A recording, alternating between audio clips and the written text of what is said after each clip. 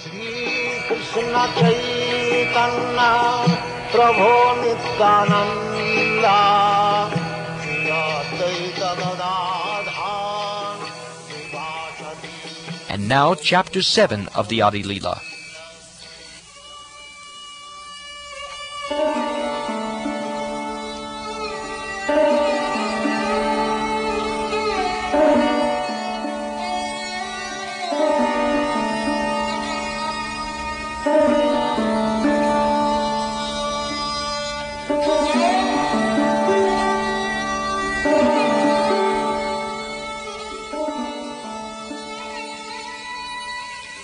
Let me first offer my respectful obeisances unto Lord Caitanya Mahaprabhu, who is the ultimate goal of life for one bereft of all possessions in this material world, and is the only meaning for one advancing in spiritual life. Thus let me write about his magnanimous contribution of devotional service in love of God.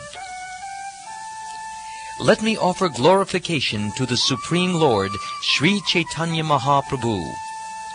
One who has taken shelter of his lotus feet is the most glorified person. In the beginning, I have discussed the truth about the spiritual master. Now I shall try to explain the Panchatattva.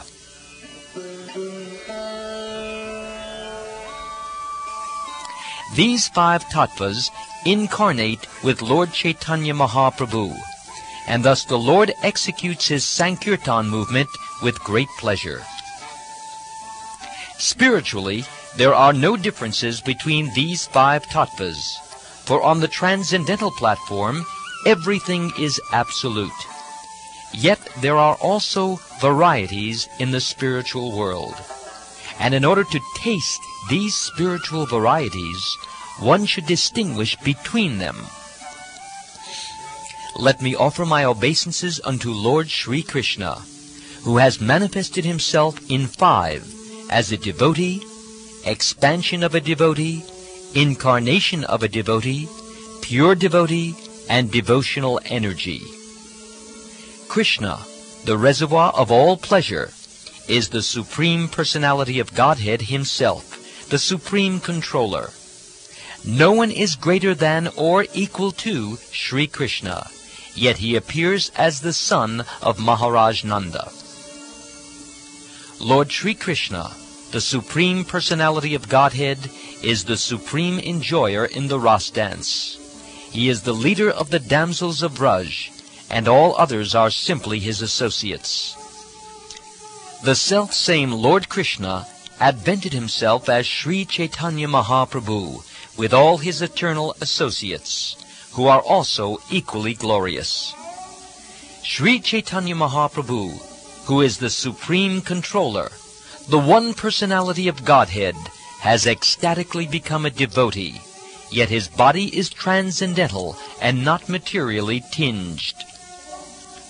The transcendental mellow of conjugal love of Krishna is so wonderful that Krishna himself accepts the form of a devotee to relish and taste it fully. For this reason, Sri Caitanya Mahaprabhu, the Supreme Teacher, accepts the form of a devotee and accepts Lord Nityananda as his elder brother.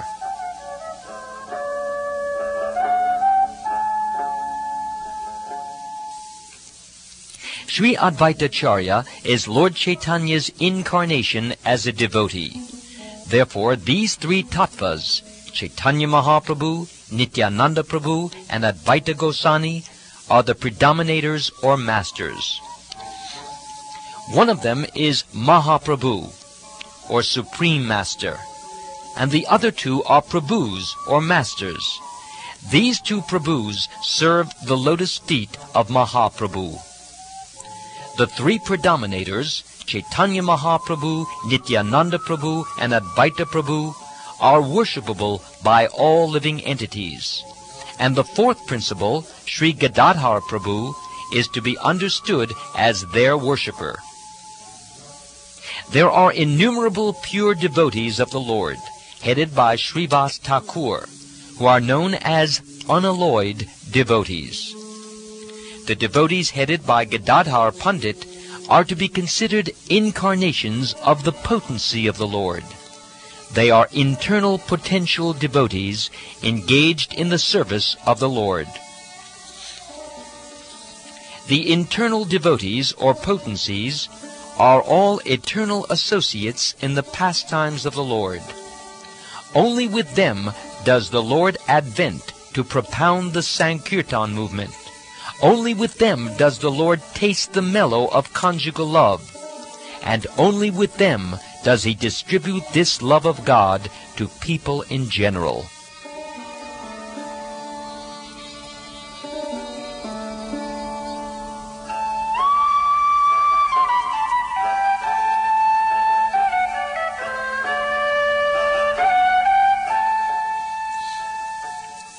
The characteristics of Krishna are understood to be a storehouse of transcendental love.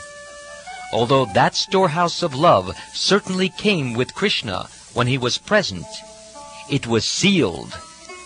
But when Sri Caitanya Mahaprabhu came with his other associates of the Panchatattva, they broke the seal and plundered the storehouse to taste transcendental love of Krishna.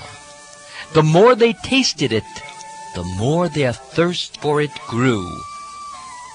Sri Panchatattva themselves danced again and again, and thus made it easier to drink nectarian love of Godhead. They danced, cried, laughed, and chanted like madmen, and in this way they distributed love of Godhead. In distributing love of Godhead, Caitanya Mahaprabhu and his associates did not consider who was a fit candidate and who was not, nor where such distribution should or should not take place. They made no conditions. Wherever they got the opportunity, the members of the Panchatattva distributed love of Godhead. Although the members of the Panchatattva plundered the storehouse of love of Godhead and ate and distributed its contents, there was no scarcity, for this wonderful storehouse is so complete that as the love is distributed, the supply increases hundreds of times. The flood of love of Godhead swelled in all directions, and thus young men, old men, women, and children were all immersed in that inundation. The Krishna consciousness movement will inundate the entire world and drown everyone, whether one be a gentleman, a rogue, or even lame, invalid, or blind.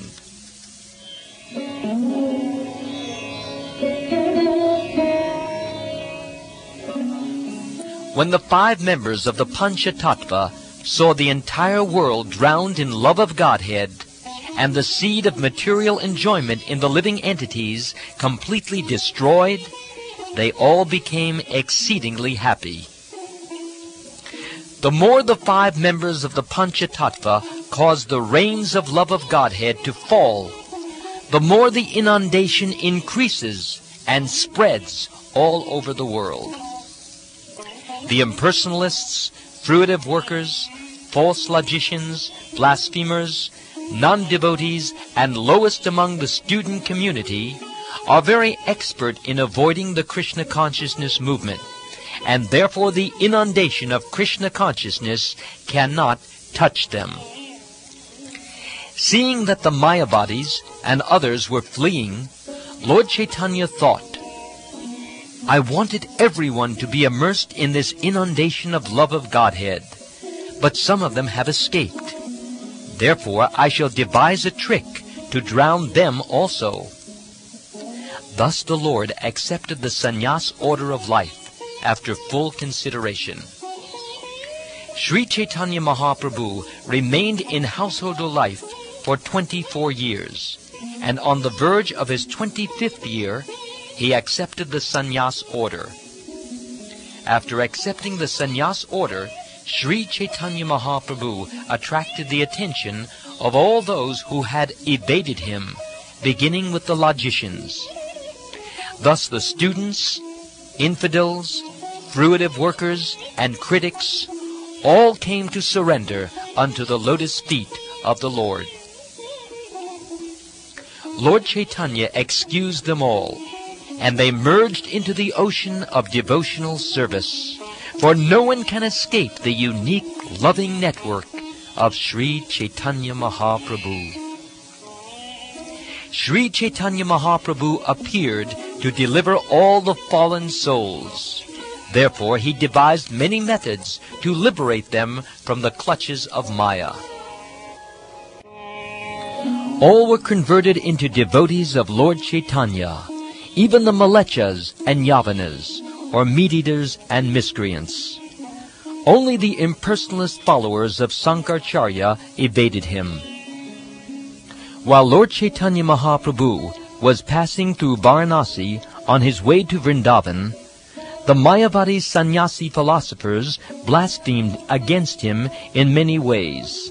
One of them said, "Although a sannyasi, he does not take interest in the study of Vedanta, but instead always engages in chanting and dancing and sankirtan. This Caitanya Mahaprabhu is an illiterate sannyasi, and therefore does not know his real function. Guided only by his sentiments, he wanders about in the company of other sentimentalists." Hearing all this blasphemy, Lord Caitanya Mahaprabhu merely smiled to himself, rejected all these accusations, and did not talk with the Mayavadis.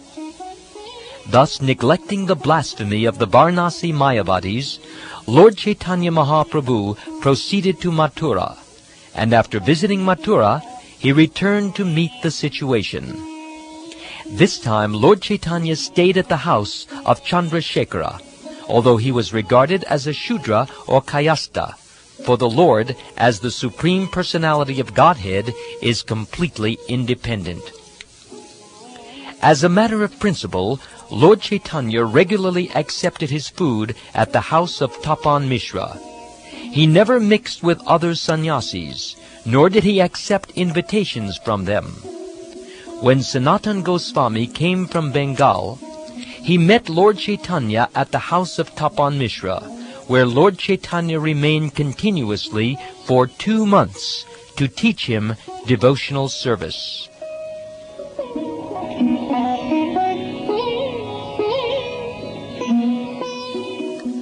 On the basis of the scriptures, like Srimad Bhagavatam, which reveal these confidential directions, Sri Caitanya Mahaprabhu instructed Sanatana Goswami regarding all the regular activities of a devotee. While Lord Caitanya Mahaprabhu was instructing Sanatana Goswami, both Chandrasekhara and Tapan Mishra became very unhappy. Therefore they submitted an appeal unto the lotus feet of the Lord. One of them said, "How long can we tolerate the blasphemy of your critics against your conduct? We should give up our lives rather than hear such blasphemy. The Mayavadi sannyasis are all criticizing your holiness. We cannot tolerate hearing such criticism, for this blasphemy breaks our hearts." While Tapan Mishra and Chandrasekhara were thus talking with Sri Caitanya Mahaprabhu, he only smiled slightly and remained silent. At that time, a Brahmin came there to meet the Lord. The Brahmin immediately fell at the lotus feet of Caitanya Mahaprabhu and requested him to accept his proposal in a joyful mood. "My dear Lord, I have invited all the sannyasis of Benares to my home. My desires will be fulfilled if you also accept my invitation. My dear Lord, I know that you never mix with other sannyasis, but please be merciful unto me and accept my invitation." Lord Caitanya smiled and accepted the invitation of the Brahmin. He made this gesture to show his mercy to the Mayavadi sannyasis. The Brahmin knew that Lord Caitanya Mahaprabhu never went to anyone else's house, yet, due to inspiration from the Lord, he earnestly requested him to accept this invitation.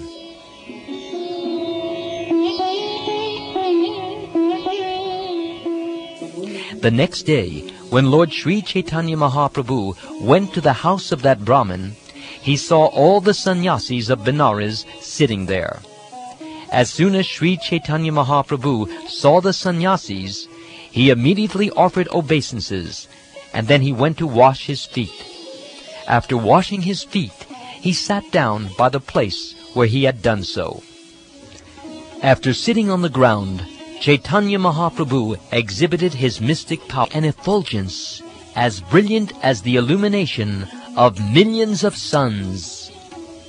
When the sannyasis saw the brilliant illumination of the body of Sri Caitanya Mahaprabhu, their minds were attracted, and they all immediately gave up their sitting places and stood in respect.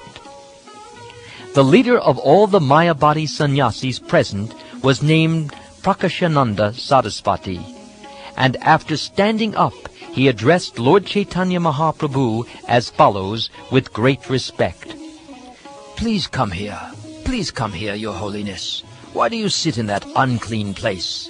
What has caused your lamentation?" The Lord replied, "I belong to a lower order of sannyasis. Therefore, I do not deserve to sit with you." Prakashananda Saraswati, however, caught Sri Caitanya Mahaprabhu personally by the hand and seated him with great respect in the midst of the assembly. Prakashananda Saraswati then said, "I understand that your name is Sri Krishna Chaitanya. You are a disciple of Sri Keshava Bharati, and therefore you are glorious. You belong to our Shankara Sampradaya and live in our village, Varanasi. Why then do you not associate with us? Why is it that you avoid even seeing us? You are a sannyasi. Why then do you indulge in chanting and dancing, engaging in your Sankirtan movement in the company of fanatics? Meditation and the study of Vedanta are the sole duties of a sannyasi. Why do you abandon these to dance with fanatics? You look as brilliant as if you were Narayan himself. Will you kindly explain the reason that you have adopted the behavior of lower-class people?" Sri Caitanya Mahaprabhu replied to Prakashananda Saraswati, "My dear sir, kindly hear the reason. My spiritual master considered me a fool, and therefore he chastised me. 'You are a fool,' he said. 'You are not qualified to study Vedanta philosophy, and therefore you must always chant the holy name of Krishna. This is the essence of all mantras or Vedic hymns. Simply by chanting the holy name of Krishna, one can obtain freedom from material existence. Indeed, simply by chanting the Hare Krishna mantra, one will be able to see the lotus feet of the Lord. In this age of Kali, there is no other religious principle than the chanting of the holy name, which is the essence of all Vedic hymns. This is the purport of all scriptures." After describing the potency of the Hare Krishna Maha Mantra, my spiritual master taught me another verse, advising me to always keep the name within my throat. It goes like this: "In this age of Kali, there is no alternative. There is no alternative. There is no alternative for spiritual progress than the holy name, the holy name, the holy name of the Lord." Since I received this order from my spiritual master, I always chant the holy name. But I think that by chanting and chanting the holy name, I have been bewildered. While chanting the holy name of the Lord in pure ecstasy, I lose myself, and thus I laugh and cry and dance and sing just like a madman. Collecting my patience, therefore, I began to consider that chanting the holy name of Krishna had covered all my spiritual knowledge. I saw that I had become mad by chanting the holy name, and I immediately submitted this at the lotus feet of my spiritual master. I said, "My dear Lord, what kind of mantra have you given me? I have become mad simply by chanting this Maha Mantra." Chanting the holy name in ecstasy causes one to dance, laugh, and cry. When my spiritual master heard all this, he smiled and then began to speak. He said, "It is the nature of the Hare Krishna Maha Mantra that anyone who chants it immediately develops his loving ecstasy for Krishna. Religiosity, Economic development, sense gratification, and liberation are known as the four goals of life. But before love of Godhead, the fifth and highest goal, these appear as insignificant as straw in the street. For a devotee who has actually developed bhav, the pleasure derived from dharma, artha, kama, and moksha appears like a drop in the presence of the sea. The conclusion of all revealed scriptures is that one should awaken his dormant love of Godhead. You are greatly fortunate to have already done so. It is a characteristic of love of Godhead that by nature it induces transcendental symptoms in one's body and makes one more and more greedy to achieve the shelter of the lotus feet of the Lord. When one actually develops love of Godhead, he naturally sometimes cries, sometimes laughs, sometimes chants, and sometimes runs here and there, just like a madman. Perspiration, trembling, standing of one's bodily hairs, tears, faltering, fading, madness, melancholy, patience, pride, joy, and humility. These are various natural symptoms of ecstatic love of Godhead, which causes a devotee to dance and float in an ocean of transcendental bliss while chanting the Hare Krishna mantra.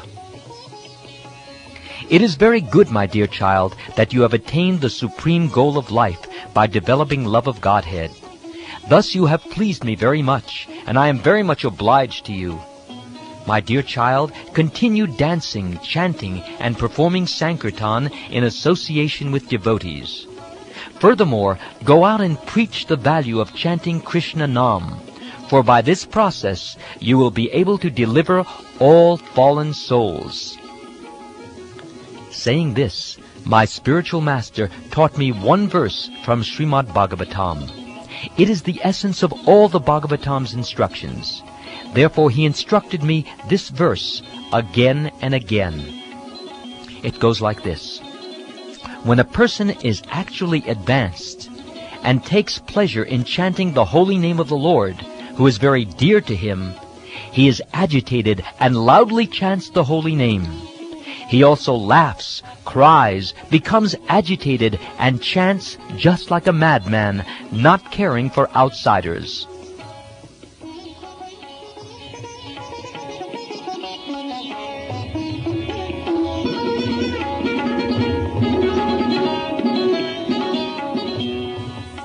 I firmly believe in these words of my spiritual master, and therefore I always chant the holy name of the Lord, alone and in the association of devotees.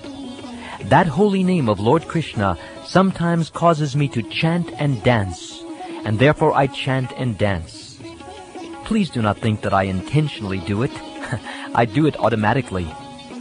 Compared to the ocean of transcendental bliss, which is tasted by chanting the Hare Krishna mantra, the pleasure derived from impersonal Brahman realization or Brahmananda is like the shallow water in a canal. My dear Lord, O Master of the universe, since I have directly seen you, my transcendental bliss has taken the shape of a great ocean.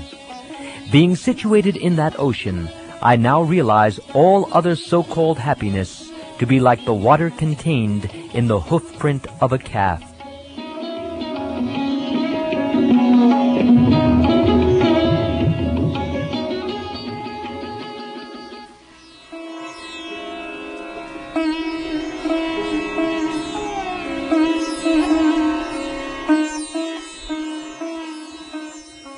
After hearing Lord Sri Caitanya Mahaprabhu, all the Mayavadi sannyasis were moved. Their minds changed, and thus they spoke with pleasing words. Dear Caitanya Mahaprabhu, what you have said is all true. Only one who is favored by fortune attains love of Godhead. Dear sir, there is no objection to your being a great devotee of Lord Krishna. Everyone is satisfied with this. But why do you avoid discussion on the Vedanta Sutra? What is the fault in it? After hearing the Mayavadi sannyasis speak in that way, Lord Caitanya Mahaprabhu smiled slightly and said, My dear sirs, if you don't mind, I can say something to you regarding Vedanta philosophy. Hearing this, the Mayavadi sannyasis became somewhat humble and addressed Caitanya Mahaprabhu as Narayan himself, who they all agreed he was. One of them said, "Dear Caitanya Mahaprabhu, to tell you the truth, we are greatly pleased to hear your words, and furthermore, your bodily features are so pleasing that we feel extraordinary satisfaction in seeing you. Dear sir, by your influence, our minds are greatly satisfied, and we believe that your words will never be unreasonable. Therefore you can speak on Vedanta Sutra." The Lord said, "Vedanta philosophy consists of words spoken by the Supreme Personality of Godhead Narayan in the form of Vyasadeva. The material defects of mistakes, illusions, cheating, and sensory inefficiency do not exist in the words of the Supreme Personality of Godhead. The Absolute Truth is described by the Upanishads and Brahma Sutra, but one must understand the verses as they are. That is the supreme glory in understanding."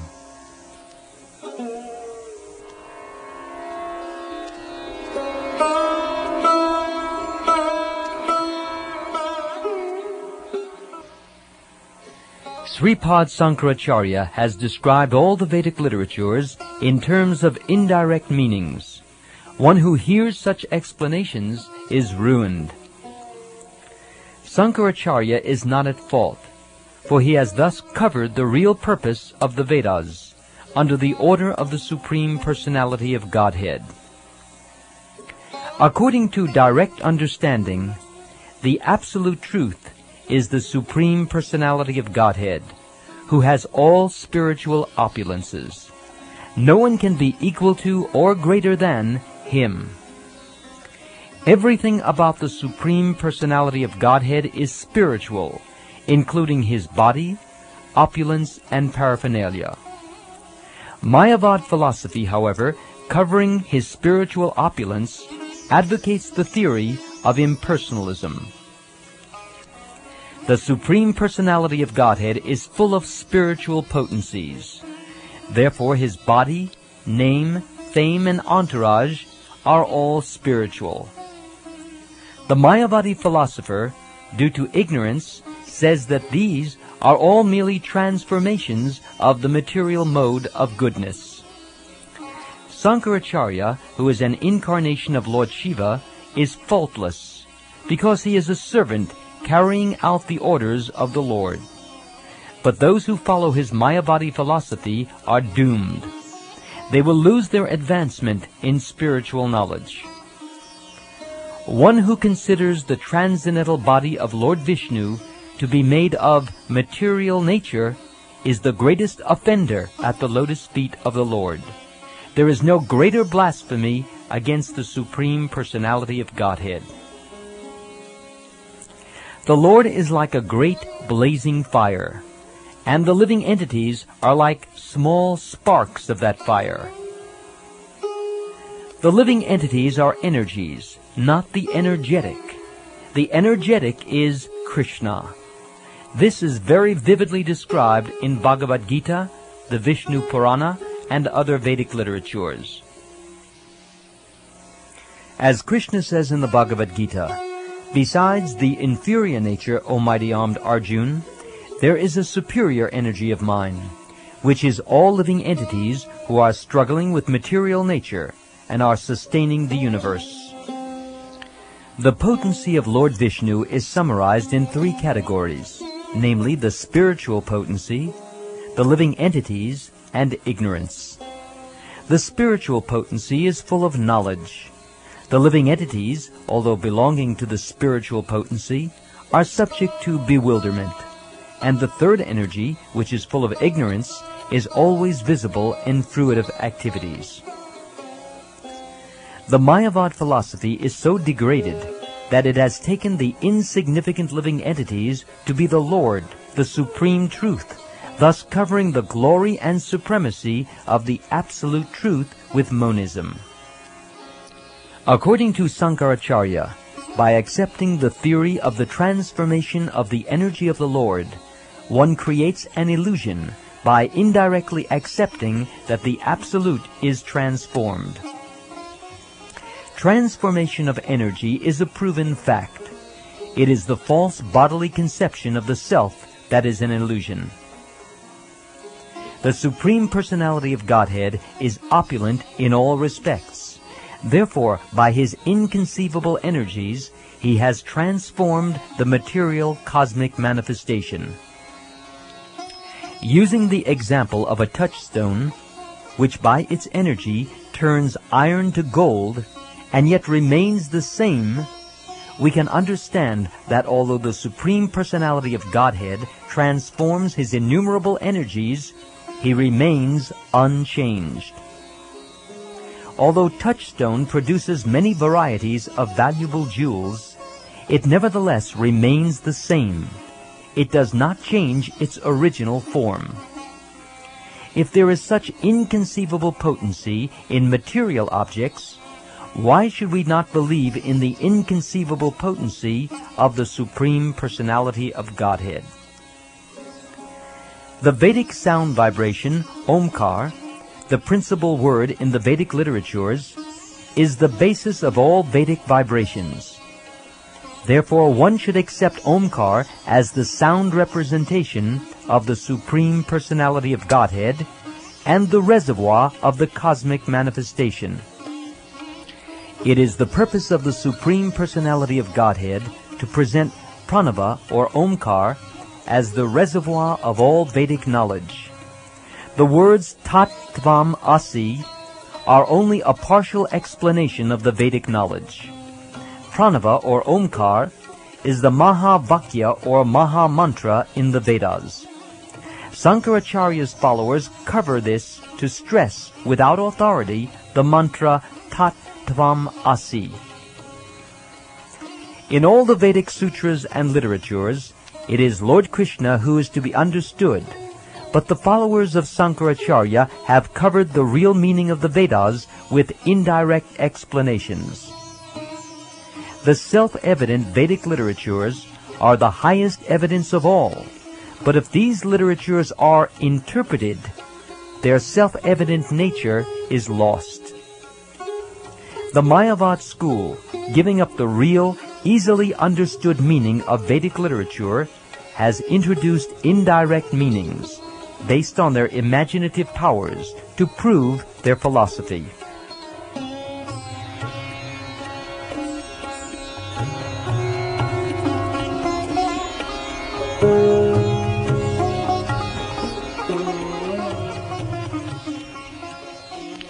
When Sri Caitanya Mahaprabhu thus showed for each and every sutra the defects in Sankaracharya's explanations, all the assembled Mayavadi sannyasis were struck with wonder.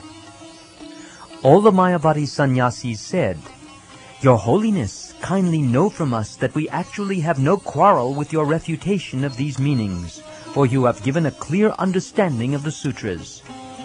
We know that all this word jugglery springs from the imagination of Sankaracharya, and yet we belong to his sect, so we accept it, although it does not satisfy us. Now let us see," the Mayavadi sannyasis continued, "how well you can describe the sutras in terms of their direct meaning." Hearing this, Lord Chaitanya Mahaprabhu began his direct explanation of the Vedanta Sutra.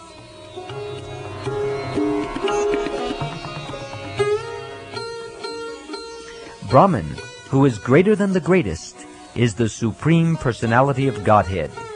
He is full of 6 opulences, and therefore he is the reservoir of ultimate truth and absolute knowledge.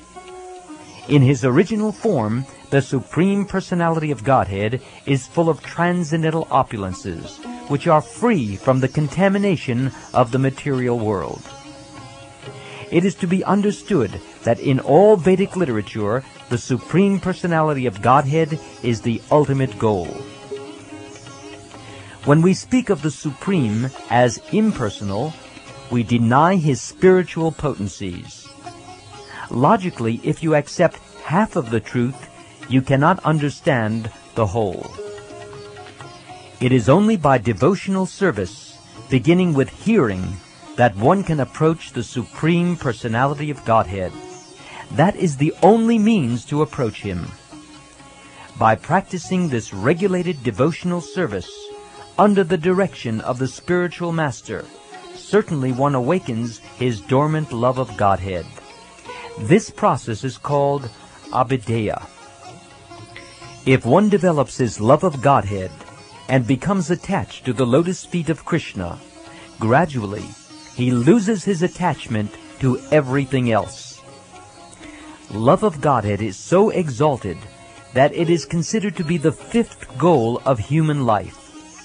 By awakening one's love of Godhead, one can attain the platform of conjugal love, tasting it even during the present span of life. The Supreme Lord, who is greater than the greatest, becomes submissive to even a very insignificant devotee because of his devotional service. It is the beautiful and exalted nature of devotional service that the infinite Lord becomes submissive to the infinitesimal living entity because of it. In reciprocal devotional activities with the Lord, the devotee actually enjoys the transcendental mellow quality of devotional service. One's relationship with the Supreme Personality of Godhead, activities in terms of that relationship, and the ultimate goal of life, or to develop love of God, these three subjects are explained in every code of the Vedanta Sutra, for they form the culmination of the entire Vedanta philosophy.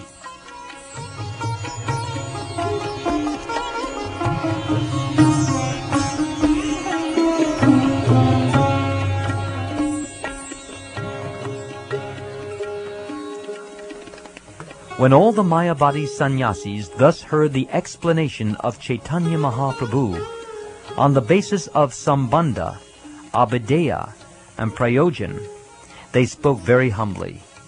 One said, "Dear sir, you are Vedic knowledge personified and are directly Narayan himself. Kindly excuse us for the offenses we previously committed by criticizing you."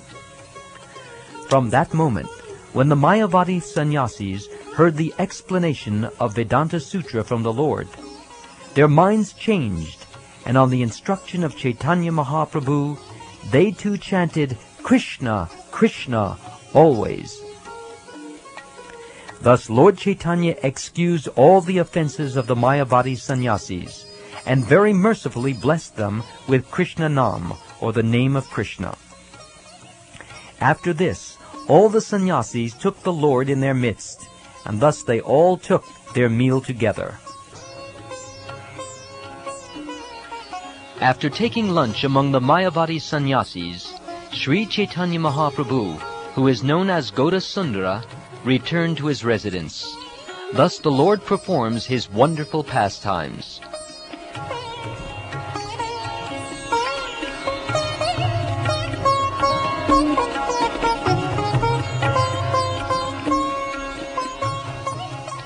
Hearing the arguments of Sri Caitanya Mahaprabhu and seeing his victory, Chandrasekhara, Tapan Mishra, and Sanatan were all extremely pleased.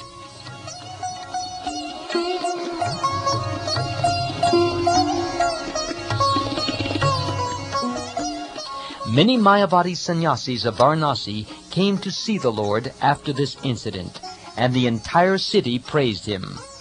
Sri Caitanya Mahaprabhu visited the city of Varanasi, and all of its people were very thankful. The crowd at the door of his residence was so great that it numbered hundreds and thousands.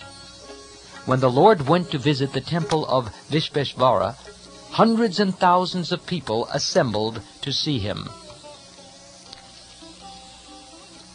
Whenever Lord Chaitanya went to the banks of the Ganges to take bath, big crowds of many hundreds and thousands of people also assembled there. Whenever the crowds were too great, Sri Caitanya Mahaprabhu stood up, raised his hands and chanted, "Hari, Hari," to which all the people again responded, filling both the land and sky with the vibration.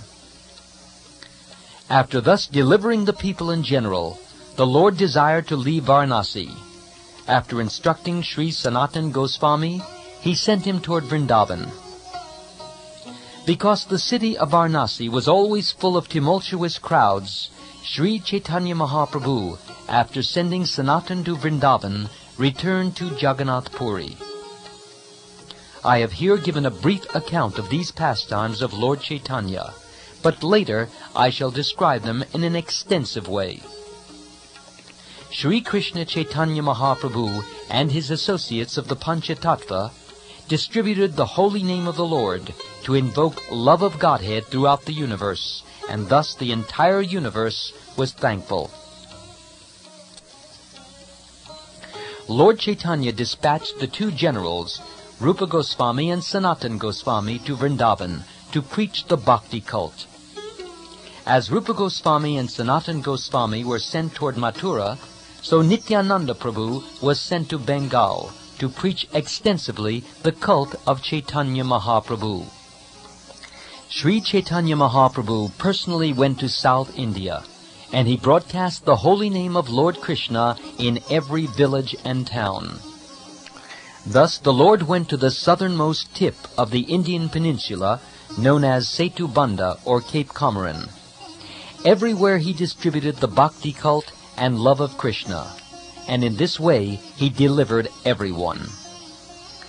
I thus explain the truth of the Panchatattva.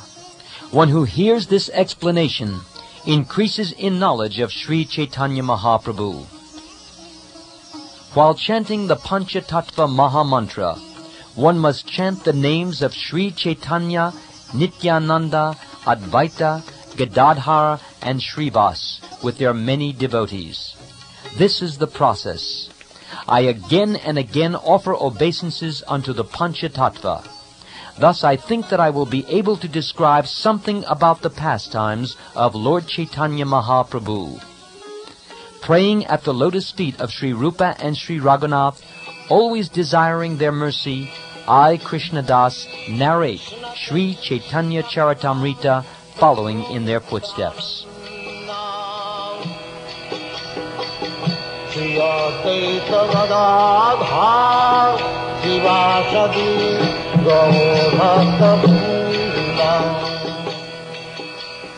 This ends Chapter 7 of the Adi Leela.